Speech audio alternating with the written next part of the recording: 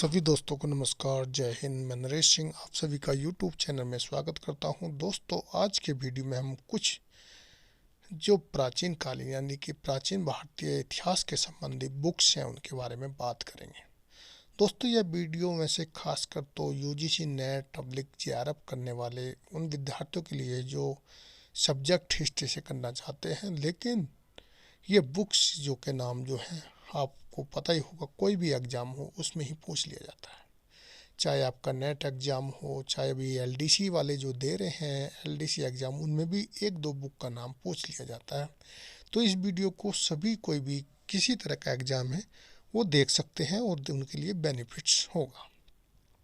तो दोस्तों, ज़्यादा बात ना करते हुए टॉपिक पे चलते हैं, क्योंकि मैंने कोशिश की है 70-80 बुकों के बारे में बताने की कोशिश करूँगा और इसमें 70 से 80 बुक्स हैं और बहुत ही महत्वपूर्ण है।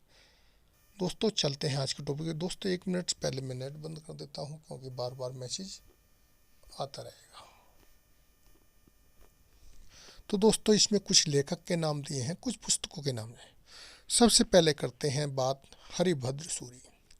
तो हरिभद्र सूरी जो है उनकी पुस्तकों के नाम है कथा कोश, समरादित्य कथा, या इसको सम्राज्ञा कहा भी कहा जाता है। हरिभद्र ने इस पुस्तक में भारतीय व्यापारियों द्वारा कटहा द्वीप की समुद्र यात्रा का वर्णन किया है। किसमें किया है? सम्रादित्य कथा में। दोस्तों, उसके बाद लेखक हैं विष्णु शर्मा। बहुत ही महत्वपूर्ण एग्जाम के हिसाब से भी और वैसे भी, क्योंकि विष्णु शर्मा की जो पंचतंत्र पुस्तक है ऐसी पुस्तक है जिसके अंदर दोस्तों जिसका दूसरी भाषाओं में सबसे ज़्यादा ट्रांसलेशन हुआ है या कि अनुवाद किया गया है।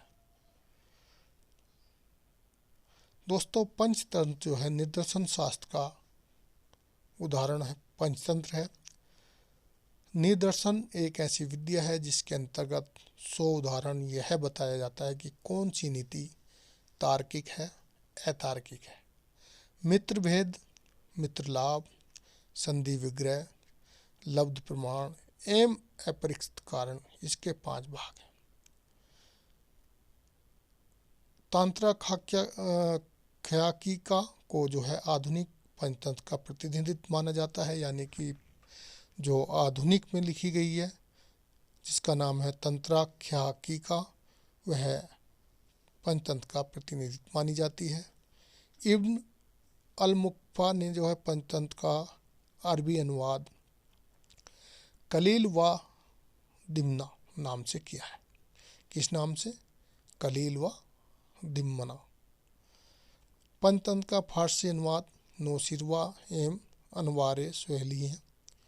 अनवार सुहेली नाम से फारसी में अनुवाद अब्दुल फजल ने किया है। दोस्तों, नेक्स्ट लेखक जो हैं सोमेश्वर हैं। इनकी 2 पुस्तक हैं, महत्वपूर्ण हैं। एक है रसमाला, दूसरी है कीर्ति कौमुदी। दोस्तों, कीर्ति कौमुदी के बारे में जब आप पढ़ोगे तो आपको बहुत ही ज़्यादा अच्छी इन्फॉर्मेशन मिलेगी।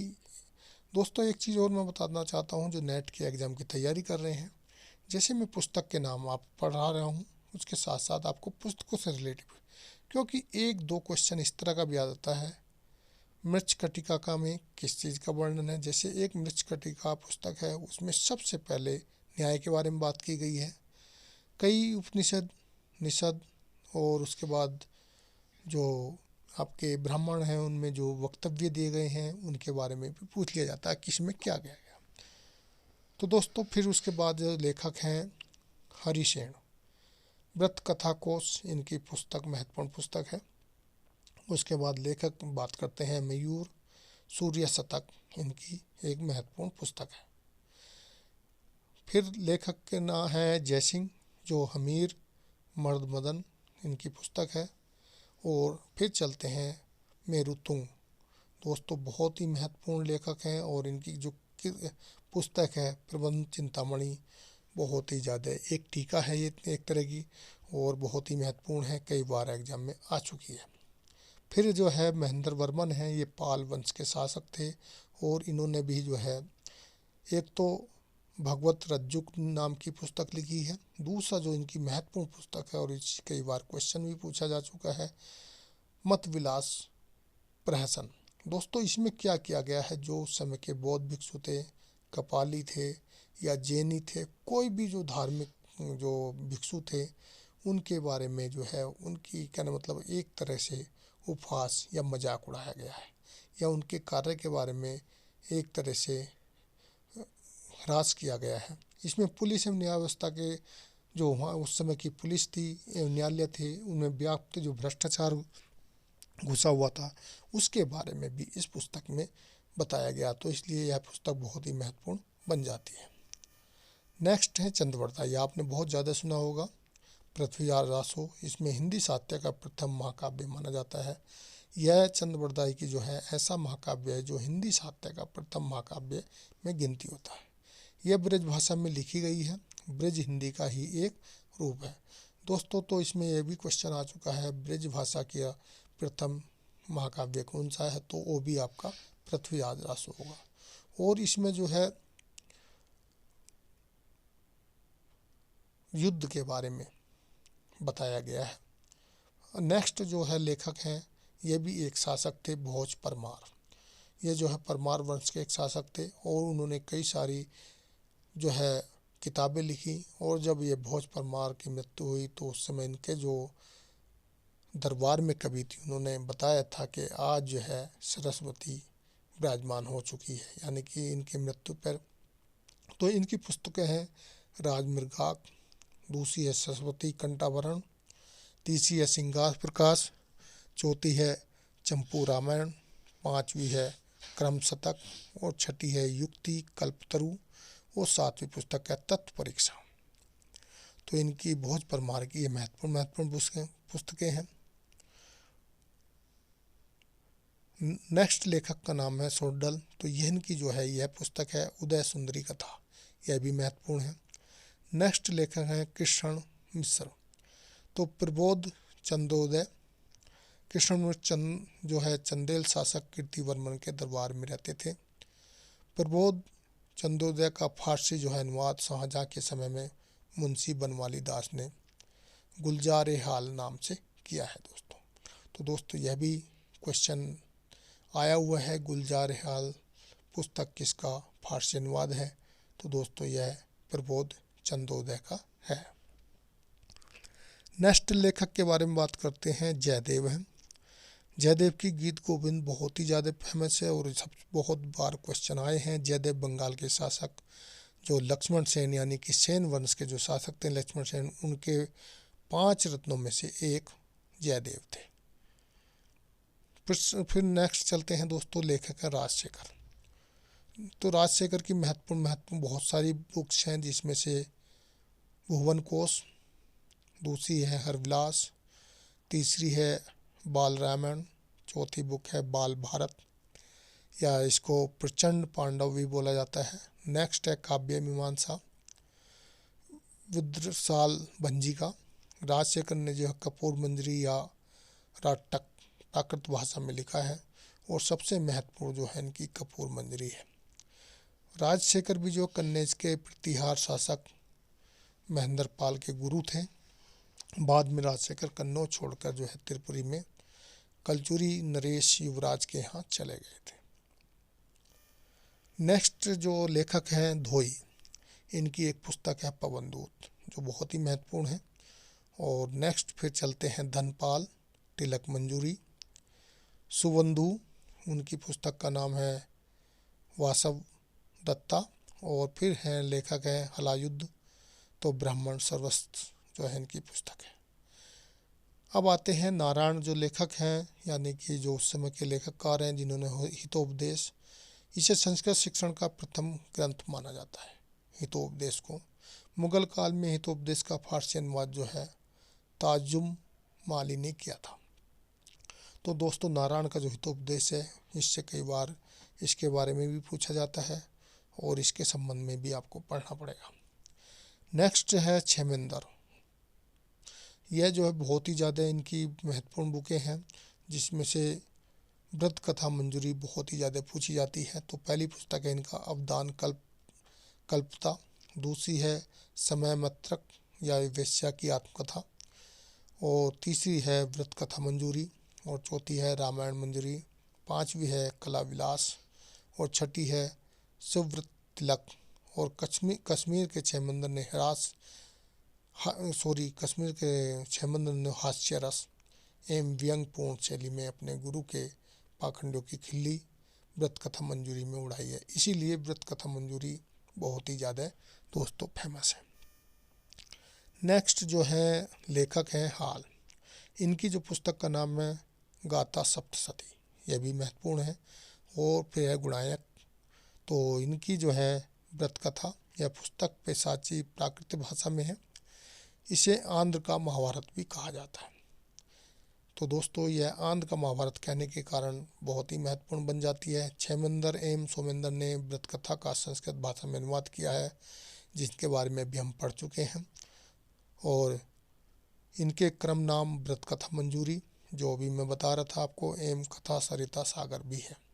कहना मतलब जो इनका अनुवाद किया गया है संस्कृत भाषा में। नेक्स्ट लेखक का नाम है दामोदर गुप्ता। इनकी जो है कुटनीतम पुस्तक का नाम है। उसके बाद है जिन सेन सूरी, और इनकी जो पुस्तक का नाम है हरिवंश लिखी है। नेक्स्ट लेखक हैं क्षेमराज। इनका जो है शिव स्वरूप विमसनी जो है इनकी पुस्तक का नाम है। और उसके बाद लेखक हैं सर्वसेन हरि विजय, इनकी पुस्तक का भी नाम। दोस्तों हरि विजय और हरि वंश में थोड़ा सा अंतर है, और ये जिन सेन और सर्वसेन यानी कि सेन दोनों में लगा हुआ है, आप इस चीज़ का भी ध्यान रखें। नेक्स्ट लेखक हैं प्रवरसेन द्वितीय, यानी कि जो वाकाटक के नरेश थे या सम्राट थे, उन्होंने श्वेतबंधु या रावणों, इनमें राम की लंका पर विजय का वर्णन दिया गया है। कालिदास ने इस पुस्तक को संशोधित किया था। नेक्स्ट है कवि भट्ट। कवि यानी भट्टी भी बोलते हैं इनको, भट्ट भी बोलते हैं। तो इनकी पुस्तक का रावण वध और राम कथा के साथ साथ व्याकरण के सिद्धांत भी इस पुस्तक में बताए गए हैं। रविवर्मन कुलशेखर त्रावणकोर के शासक थे। इन्होंने जो है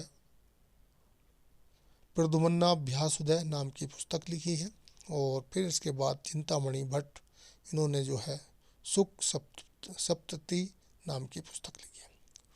फिर नेक्स्ट जो लेखक हैं श्रीपाल, इन्होंने विरोच पराजय नाम की पुस्तक लिखी है, और इससे भी एक दो बार क्वेश्चन आया है। दोस्तों माघ जो है शिशुपाल वंश, ये एक बहुत महत्वपूर्ण पुस्तक है। और इसमें जो है जो कृष्ण ने शिशुपाल का वध किया था, 99 यानी कि 99 गलती करने तक उन्होंने माफ़ किया था, लेकिन 100वीं गलती पे उसका सर काट दिया था। इसी पुस्तक में उसका वर्णन पहली बार मिलता है। नेक्स्ट है श्रीहर्ष नेशचरित खंडन खंड खाद। श्रीहर्ष ने इस अद्वैतवाद का प्रतिपादन किया है और न्याय के सिद्धांत का खंडन किया है। गढ़वाल शासक विजयचंद एवं जयचंद की राज्य सभा में कवि थे और साथ साथ बड़े ही दार्शनिक थे। विजय प्रशस्ति के लेखक भी श्रीहर्ष हैं। दोस्तों थोड़ा सा यहाँ पर श्रीहर्ष एक कवि हैं और हर्षवर्धन जो है एक राजा, लेकिन हर राजा जो है वो 7वीं शताब्दी के, लेकिन ये 12वीं शताब्दी के। तो आपको थोड़ा सा इसमें भी ध्यान रखना है, उनकी भी रचनाएं हैं। फिर है 12वीं, बहुत ही महत्वपूर्ण है, किरातार्जुनीयम। दोस्तों इसमें जो है भगवान शिव और अर्जुन के धनुष बाण संबंधी जो युद्ध हुआ उसका वर्णन किया गया है। नेक्स्ट जो लेखक हैं स्वयंभूदेव, इन्होंने जो है पौचरित यानी कि स्वयंभूदेव अवध भाषा में महान कवि माने जाते हैं। नेक्स्ट कवि है मेनथा, हे ग्रीनवत्स इसकी पुस्तक का नाम है। और फिर है उसके बाद हैं जो लेखक हैं सोमदेव सूरी। सोमदेव सूरी बहुत ही कहना मतलब फेमस थे और जैन धर्म के एक कहना मतलब जो उनकी पुस्तकें लिखी हैं जैन धर्म पे वो उन्होंने लिखी हैं, जिसमें जो है पहली इनकी है यस्ति कम चंपू, जैन धर्म से संबंधित है। नीति वाक्य अमृत, यह भी जो है जैन आदर्शों के दृष्टिकोण में अर्थशास्त्र की विषय वस्तु की समीक्षा करती है। अगले लेखक का नाम है सोमदेव। कथा सरिता सागर बहुत ही महत्वपूर्ण पुस्तक है। इस पुस्तक की रचना कश्मीर नरेश अनंत की रानी सूर्यवती के मनोरंजन के लिए की गई थी। तो दोस्तों इसका मेन महत्व इसलिए भी है क्योंकि यह कश्मीर के राजा जो अनंत थी उनकी सूर्यवती जो रानी थी इसके मनोरंजन के उद्देश्य से की गई थी। इस पुस्तक को 11वीं शताब्दी के सामाजिक जीवन की विश्व कोश का दर्जा दिया गया। सोमदेव ने स्त्रियों की पतोन्मुखी सामाजिक स्थिति का भी वर्णन किया गया, यानी कि उनके समाज में किस प्रकार उनका पतन किया जाता था, पतन किया गया या पतन हो रहा था। नेक्स्ट लेखक है पौत्र। तो दोस्तों शांति पुराण, पंपा, पोन्ना एवं रन्ना कन्नड़ काव्य के 3 रत्न माने जाते हैं। तो इसमें जो है किसको, पंपा को, पोन्ना को और रन्ना को। तो दोस्तों पोन्ना की उपाधि जो है उभय कवि चक्रवर्ती की है। तो दोस्तों इनकी शांति पुराण जो है पोन्ना की महत्वपूर्ण रचना है। फिर नेक्स्ट जो लेखक है रन्ना, रन्न रन्न। तो दोस्तों ये जो अभी मैंने 3 बताए इनमें से एक है, इनका गधा युद्ध महत्वपूर्ण पुस्तक है। और पंपा की जो है विक्रमार्जुन विजय अथवा भारत। पंपू राष्ट्रकूट के समय में कन्नड़ साहित्य के सर्वश्रेष्ठ कवि माने जाते हैं। नेक्स्ट जो लेखक है नन्याय, ये इनको जो है आंध्र शब्द चिंतामणि या तेलुगु का प्रथम व्याकरण है। आंध्र शब्द चिंतामणि। नन्याय जो है तिनक्का एवं इरण प्रगण तेलुगु काव्य के 3 रत्न थे। उसके बाद आता है बल्लाल भट्ट। बहुत पत्र, ये भी एक शासक थे, उन्होंने जो है बहुत प्रबंध के नाम से रचना की थी। बुद्धिस्ट इंडिका या बुद्धिस्ट इंडिया, ये जो है दोस्तों एक लेखक है रिच डेविड की। इस पुस्तक बुद्धि नुगी गणराज्यों के जो 16 महाजनपद थे, महाजनपदों के बारे में उल्लेख इसमें किया गया है। नेक्स्ट लेखक है हेमाद्रि चतुर्वर्ग चिंतामणि, इनकी प्रसिद्ध रचना है। उसके बाद बामन या भामा भी इनको बोला जाता है, तो काव्य अलंकार इनकी रचना है। मम्मट काव्य प्रकाश, अमोस व्रत इनकी शाक्तायन और भृत हरि जो है नीति शतक या 3 शतक की रचना की है इन्होंने। वात्स्यायन न्याय भाष्य और कुमारदास की जानकी हरण, जो जानकी हरण इनकी फेमस रचना है। नेक्स्ट आ जाते हैं जो बहुत ही ज़्यादा फेमस है और इनसे ज़्यादा क्वेश्चन पूछा जाता है। दंडी, 10 कुमार चरित, काव्य दर्शन, अवंती सुंदरी का कथा, यह दंडी का सबसे प्रसिद्ध गद्य काव्य है। बाण के पश्चात जो है दंडी संस्कृत गद्य साहित्य के प्रसिद्ध लेखक माने जाते हैं। दंडी कांची के जो पाल्लव नरेश नरसिंह वर्मन की राज्यसभा के संबंधित या उनके दरबारी कवि थे। नेक्स्ट कवि हैं वाकपति गौणवहो संस्कृत में, इनमें कन्नौज नरेश वर्मन के गौण बंगाल पर किए गए आक्रमणों का उल्लेख मिलता है।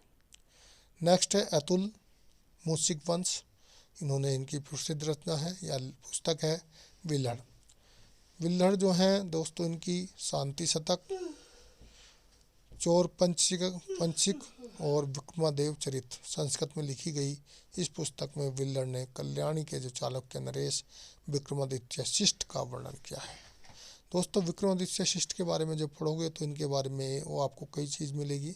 और विक्रमादित्य शिष्ट भी ऐसे राजा थे जो चंद्रगुप्त मौर्य के बाद जिन्होंने जैन संस्कृति या जैन जो परंपरा के अनुसार अपने प्राण त्याग दिए थे। विल्हड़ मूलतः कश्मीर के निवासी थे और सर्वप्रथम कलचुरी नरेश लक्ष्मीकर्ण के दरबार में कुछ वर्ष रहे, जहां वहां सदा के लिए वहां से कल्याणी के लिए चले गए। विल्हड़ के पिता ज्येष्ठ कला से माता नागा देवी थी। विल्हड़ विक्रमादित्य शिष्ट के राजकवि थे। विक्रमादित्य शिष्ट ने विल्हड़ को सभा पंडित बनाया था और विद्यापति की उपाधि भी उनको प्रदान की थी। वह उस कहना मतलब उन शासक के बारे में बताते हैं कि उन्होंने जो है राम राज्य की स्थापना की थी।